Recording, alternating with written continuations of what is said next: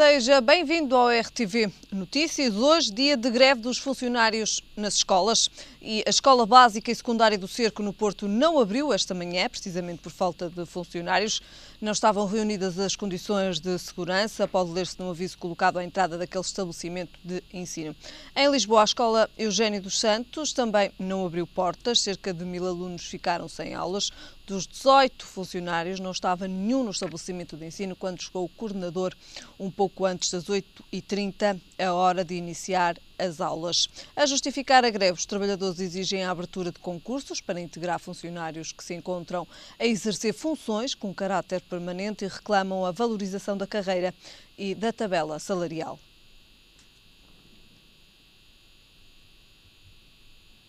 A língua portuguesa está cada vez mais na moda. Países como Turquia, Namíbia, República Checa ou Noruega mostram interesse em programas de ensino da língua portuguesa. Marisa Mendonça, responsável do Instituto Internacional da Língua Portuguesa, afirmou em declarações à Lusa que os países da CPLP, Comunidade de Países da Língua Oficial Portuguesa, abrem novas possibilidades de negócios, nomeadamente na área dos recursos naturais, como o petróleo e o carvão, e salientou que a Noruega já manifestou interesse na aprendizagem do português ao nível das ciências petrolíferas. Importa relembrar que a Namíbia e Turquia, a par do Japão e da Geórgia, foram admitidos como observadores associados da CPLP em julho passado e são outros estados com os quais o Instituto está a preparar atividades concretas para a promoção do português. Na Namíbia já há mais de 1000 alunos a aprender a língua no ensino primário e no secundário, em 21 escolas. Marisa Mendonça contou que a República Checa está a fazer o seu percurso para se tornar observador associado da comunidade lusófona e que há 5 universidades com licenciaturas e mestrados sobre língua portuguesa. Na Guiné Equatorial, onde o castelhano é a língua mais falada, existe muita abertura para a aprendizagem do português. A direção do Instituto deverá acordar, ainda no primeiro semestre deste ano, um plano de ação para cobrir as várias áreas previstas que abrangem, além do ensino, a preparação de programas televisivos, a formação de funcionários públicos e a tradução da documentação da administração pública para português. Entretanto, foi apresentada a plataforma do vocabulário ortográfico COMUC, integra os vocabulários nacionais de Portugal e do Brasil e deverá incluir em breve os de Cabo Verde, Timor-Leste e Moçambique, que estão concluídos e que foram um trabalho pioneiro nestes países. Os números falam por si e o português está cada vez mais na moda. A nova edição do Guia Michelin de novembro de 2014 premiou 14 restaurantes portugueses, o que dá um total de 17 estrelas. Mas quanto custa para um restaurante ter uma estrela Michelin? José Avilés tornou-se no primeiro chefe português com 2 estrelas Michelin. O chefe contou ao jornal Observador que uma estrela permite crescer à volta de 40%. A Avilés conta com uma equipa de 40 pessoas que trabalham entre 14 a 16 horas por dia e para que tudo esteja dentro dos conformes há uma hierarquia estabelecida na cozinha e uma espécie de ditadura militar. O chefe conta que depois das confecções a preocupação é o empratamento que está diretamente relacionado com a louça. José Avilés refere que a cozinha é o mais importante, mas também se tem em conta a sala, a decoração, o estacionamento e a delicadeza como as coisas são feitas. O Observador aprofundou o tema, falando também com o chefe Miguel Lafã, que pôs o Alentejo no mapa da constelação gastronómica. O chefe Miguel Lafã admitiu que receber uma estrela é um verdadeiro exercício de pormenores, que no final do ano pode sair caro. Cerca de 200 mil euros anuais em comida e vinhos e 220 mil euros também por ano em staff. Lafã admite ter faturado 1 milhão de euros em 2014 e ter obtido um lucro de 0,5%. Contam-se 20 pessoas dentro e fora da cozinha, governada pelo chefe, subchefe, chefe pasteleiro, chefe de sala, escansão e empregados de mesa, entre outros. Nos mais de 200 mil euros anuais entram alguns ingredientes caros. O Observador entrevistou também Benoît Sinton, um francês que trouxe para a Ilha da Madeira a primeira e única estrela até ao momento. O chefe conta que ao longo da refeição há um chefe de turno que controla a velocidade do serviço, tendo em conta quanto tempo o cliente demora a comer. O chefe de turno controla, neste caso, 2 empregados de mesa e estes, por sua vez, têm cerca de 10 clientes debaixo de olho. ter uma estrela Michelin é uma tarefa árdua, mas com um prestígio único. O custo de ter uma estrela Michelin. Tempo agora para o nosso comentário desportivo com o Gil Nunes. Gil, muito boa tarde. Obrigado desde já pela tua presença. Gil, vamos fazer o nosso primeiro tema, será o rescaldo da noite europeia, com destaque para o empate do Futebol Clube do Porto. O Futebol Clube do Porto sacou um bom empate na Suíça. O Porto fez uma boa exibição. Fez uma exibição quase de domínio absoluto sobre a equipa adversária. De facto, tantas vezes tenho criticado o Lopetegui, mas hoje tenho que dar a mão à palmatória e dar-lhes parabéns, porque de facto foi uma equipa muito bem organizada. O Basileia entrou bem no jogo, com uma pressão junto das primeiras linhas do Futebol Clube do Porto, impedindo que o Futebol Clube do Porto saísse a jogar. A partir do momento em que o Futebol Clube do Porto se soltou, e soltou-se muito rapidamente disso, o Futebol Clube do Porto passou a ser o dominador completo da partida, com muita posse de bola, com muitas trocas posicionais, com os jogadores muito móveis. Houve aquele lance que é um lance de grande mérito do Basileia, de grande mérito do Derlis Gonzalez, um jogador muito rápido, que apareceu muito bem nas costas do Alexandre e deixando um pouco aquele espaço deixado pelos centrais, mas não foi uma falha bicuda por parte da defesa do Porto, na minha opinião. Foi um lance de muito mérito por parte do Basileia. Depois o Futebol Clube do Porto ganhou um ascendente natural na partida, uma equipa mais criativa do que tem sido em jogos anteriores. Uma equipa com Oliver em destaque, sobretudo na segunda parte, quando ele conseguiu encontrar linhas de passe de forma a fomentar um pouquinho do jogo interior, que ainda não está num nível que eu considero aquele nível de uma equipa grande, mas já houve várias melhorias nesse sentido, e o Futebol Clube do Porto foi criando um ascendente natural. Muito bem também os laterais com subidas frequentes. Marcano e Maicon parecem sair melhor a jogar que o próprio Martins Indi, apesar de ele desempenhar essa função na seleção da Holanda, mas o Futebol Clube do Porto esteve com uma exibição muito conseguida. Foi uma das suas melhores exibições, Gil? Eu continuo a colocar nesse primeiro patamar as duas exibições que o Futebol Clube do Porto fez contra o Lille na pré-eliminatória da Liga dos Campeões e também a primeira parte da exibição que fez contra o Atlético Bilbao, em casa. No entanto, depois houve um jogador que mais uma vez se revelou fundamental, que foi o Ruben Neves. O Ruben Neves na posição de média defensiva e também na forma como sabe sair a jogar, em passe longo ou em passe curto, foi um jogador que equilibrou a equipa, que potenciou o Casemiro para uma posição 8, onde é a sua posição de gênese. O Herrera também muito bem a pressionar o adversário de forma a impedi-lo de construir jogadas em apoio e de começar a pautar o seu jogo para linhas mais ofensivas.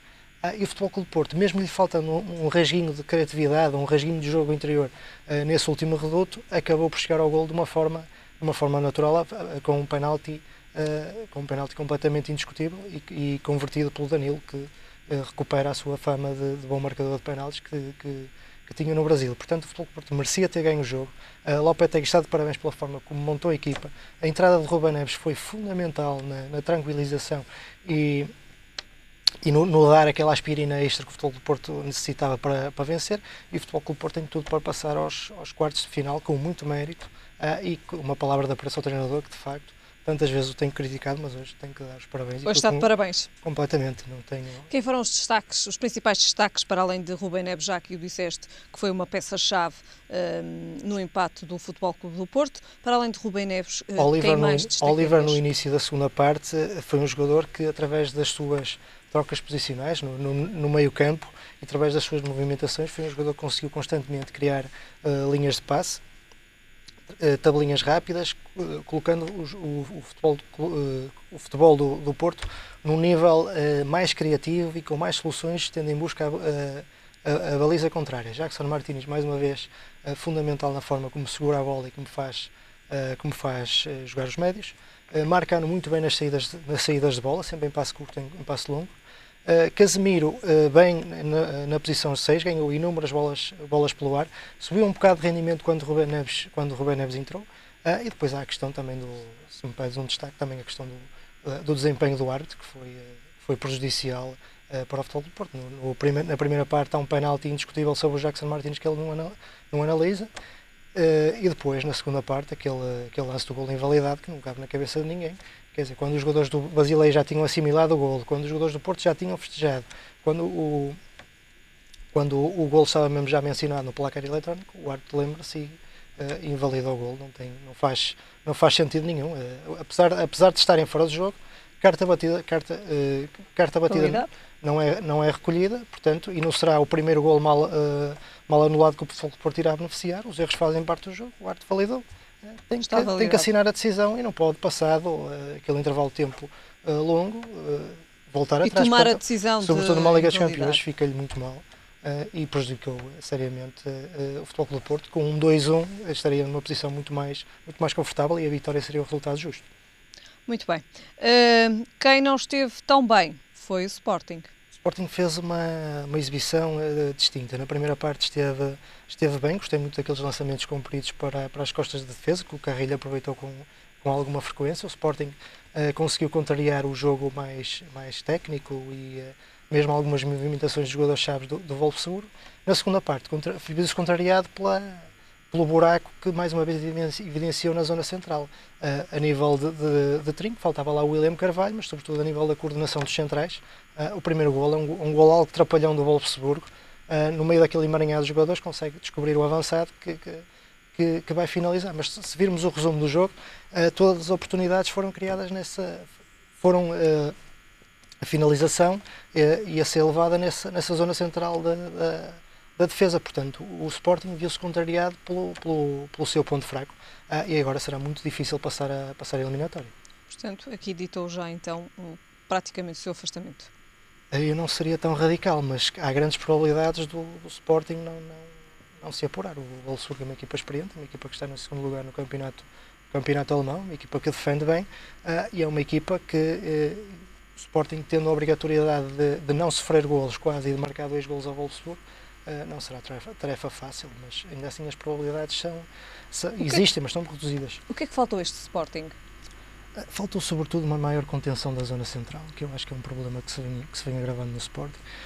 Uma maior coordenação entre os centrais, uma maior cobertura por parte dos médios a essa zona central, porque de resto o Sporting é uma equipa muito bem organizada, mesmo em termos de linhas e na forma como defende as linhas e impede certos cruzamentos e na forma como se explana em termos ofensivos. Já o disse aqui várias vezes, o Sporting não é uma equipa muito criativa, mas é uma equipa com algumas soluções, mas tem ali um problema bastante grave na zona central do campo.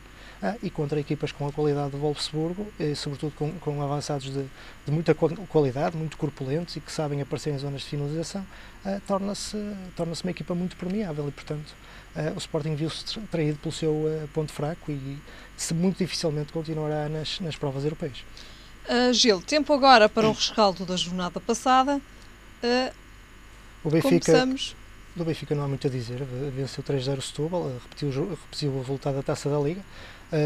O Jorge Jesus não apostou no Ruben Amorim, que apostava no seu regresso para este jogo, voltou a existir em Pizzi, um jogador com alguma intensidade, que aparece muito bem em tabelinhas. Perdão.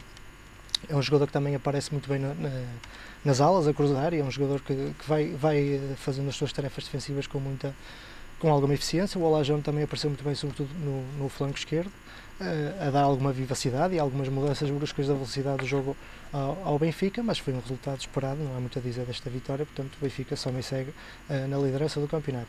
O Futebol Clube do Porto teve uma tarefa mais complicada. Viram-se algumas melhorias também a nível do jogo do Futebol Clube do Porto, muita posse de bola, muita circulação. Gostei muito da opção. A opção dos 2 centrais parece muito conseguida. Mais uma vez o Porto voltou a não sofrer golos e ganha mais uma vez devido a um lance quase genial do Oliver, de um passe que parece extremamente simples, mas naquela fração de segundos ele ter de pensar e ter decidido daquela maneira tão eficiente é de facto um jogador que faz a diferença. E depois o Brahimi também a finalizar muito bem. Destaque para a estreia do Hernani, um jogador que apareceu muito bem numa jogada, se bem me lembro, aliás, que marapanágio dele no Vitória de Guimarães, para além dos seus movimentos interiores, que dá mais força a esse jogo interior que o Futebol Clube precisa de melhorar. A nível de cruzamentos, ao segundo posto apareceu a cabecear por diversas vezes, e é sempre mais uma qualidade que acrescenta ao Futebol Clube Porto, dado que os extremos, apesar da qualidade ser indiscutível, não têm essa característica. Portanto, uma vitória positiva por parte do Futebol Clube Porto. O Sporting? O Sporting tinha um jogo difícil. O Belenenses... Já o tinhas dito também. O Belenenses funcionou muito bem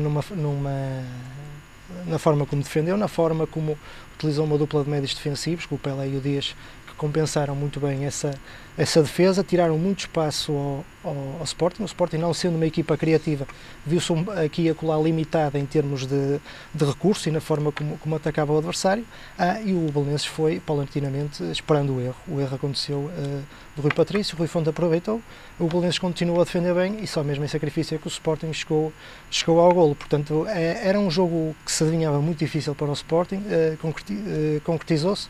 O Belenenses é uma equipa que, não sendo uma equipa de top da Liga Portuguesa, mas é uma equipa com argumentos mais do que suficientes para causar problemas aos grandes, e sobretudo a um grande que tem alguns problemas de criatividade no seu jogo. E foi o que aconteceu. E foi o que aconteceu.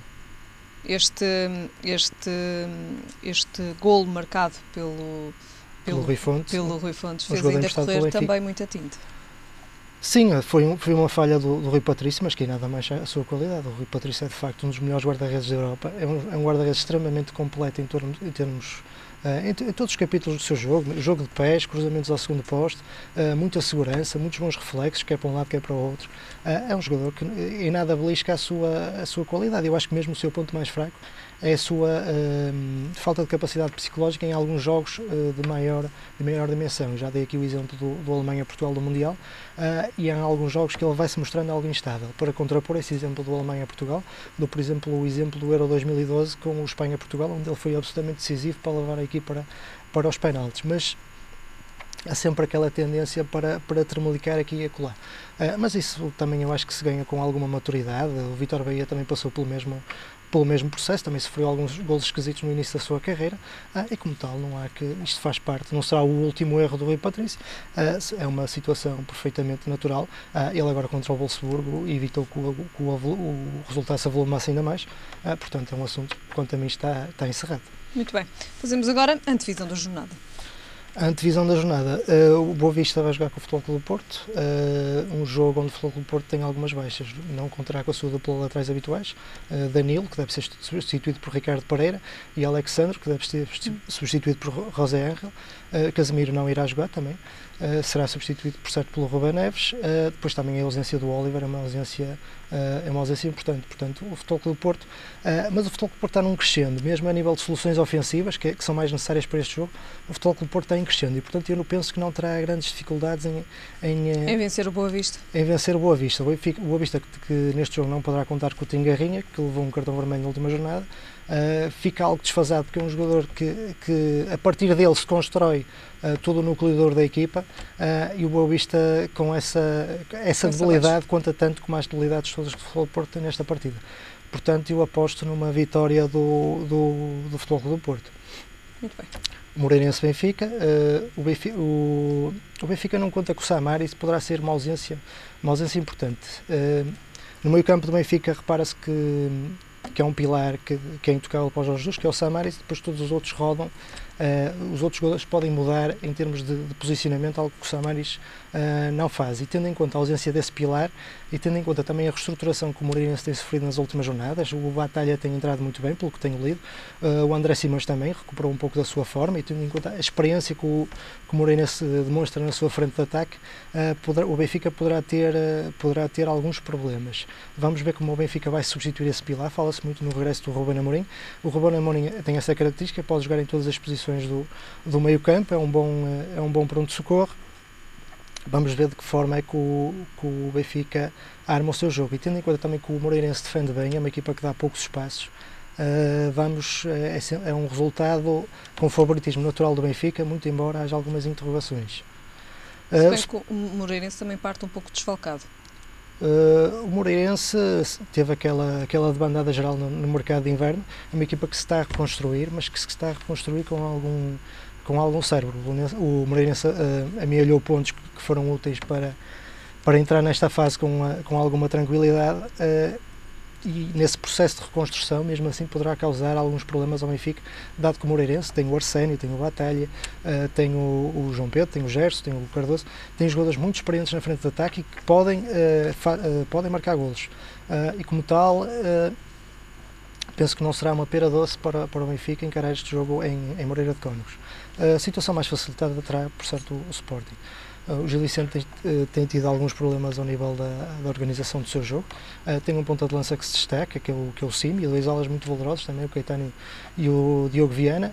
É uma equipa que também tem o João Vilela, que é um jogador muito interessante na linha média, mas é uma equipa que tem demonstrado alguns problemas na linha defensiva.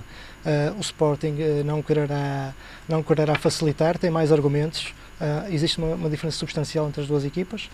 O Sporting tem o fator casa, tem condições para desequilibrar, para criar condições de um contra um, irá por certo criar muitas oportunidades e estou certo que será o vencedor desta partida. Muito bem. Depois da antevisão da jornada, falamos agora do interesse do Manchester em André Gomes e Otamendi. O André Gomes, apesar das suas exibições não terem sido as melhores ao nível da seleção portuguesa, por exemplo o jogo com a Albânia, onde esteve num nível relativamente baixo, é um jogador que tem estado em grande enfoque no Valência, pela forma, inclusivamente, como aparece em várias jogadas a finalizar. Fala-se muito desse interesse do Manchester United. O Manchester United também está numa fase de reconstrução, vamos ver até que ponto é real, mas não sei se... tendo em conta o valor do jogador, se o Manchester United estará disposto a despender uma maquia tão valiosa para contratar o jogador. Perfil de André Gomes? O André Gomes, lembro, nas camadas jovens também não era o jogador que mais me impressionava. Eu lembro de o ver a jogar no Padroense, no Boa Vista e depois também no Benfica. Era um jogador que foi evoluindo muito também em termos físicos. Era um jogador que não arriscava muito a nível... ele jogava muito na posição 8, era um jogador que não arriscava muito a nível de jogo, era um jogador que raramente fintava, era um jogador que tinha um bom remate, era um jogador que defendia bem, taticamente muito interessante, e era um jogador que foi-se trabalhando. O Benfica também apostou muito bem nessas características e nessa solidez e nessa maturidade que ele demonstrava. No Benfica deu o salto, foi bem trabalhado pelo Jorge Jesus e penso que é um valor já seguro do futebol português. Em relação ao Otamendi, eu posso confessar que não sou o maior apreciador das qualidades do Otamendi. Acho que ele tinha algumas falhas posicionais graves no tempo em que estava no Futebol Clube do Porto. Foi melhorando isso. Dos jogos que eu tenho visto no Valência, a forma como é aguerrido na disputa dos lances, como é determinado e como sai com tanta gana a Argentina, mesmo aos lances, vão contrariando algumas debilidades que eu penso que ele continua a ter no nível do jogo aéreo. É um jogador que também aparece a finalizar muito bem, portanto tem algumas qualidades interessantes. Penso que terá mesmo evoluído algumas das suas qualidades depois de ter saído do Futebol Clube do Porto, portanto é um jogador que também me parece, como te digo, apesar de não ser o maior apreciador das qualidades do Otamendi, mas parece-me que num determinado contexto é justificável esse interesse do Manchester United. Falamos agora, e para terminar, de Lucas João. Lucas João é um jogador que tem vindo a ganhar preponderância no Nacional. Eu vi-o crescer no Beira-Mar de Almada, salvo erro. É um jogador que foi despertando algum interesse nas camadas jovens. Depois penso que andou numa equipa de Trás-os-Montes, não sei se era o Bragança, se era o Mirandela, também aí conseguiu obter alguns resultados, até que chegou ao Nacional. É um avançado com muita capacidade a nível de jogo aéreo, é um avançado muito repentino, muito hábil a finalizar com o âmbito dos pés, e é um jogador que tem vindo a ganhar preponderância. O ataque do Nacional parece-me muito interessante, a forma como ele combina e como troca posicionalmente com o Rondon parece-me muito interessante, e é um jogador que tem ganho por preponderância e estou certo que continuará a faturar e poderá mesmo almejar uma equipa de nível superior, porque é um jogador ainda bastante jovem. Muito bem. Gil, fizemos então aqui a antevisão da jornada, também o rescaldo. Voltamos a ver-nos na próxima sexta-feira. Tenha uma boa semana. Boa semana. Ficamos agora com a previsão do estado do tempo para amanhã. Céu geralmente muito nublado, com períodos de chuva fraca, tornando-se gradualmente pouco nublado ou limpo a partir do início da manhã. Quanto a temperaturas, o Porto espera uma mínima de 7 graus e uma máxima de 14. Em Lisboa, a mínima será de 12 graus e a máxima de 15. E em Faro, a mínima será de 11 graus e a máxima de 19. É o ponto final neste bloco informativo. Estamos de regresso mais logo. Até lá, fique bem.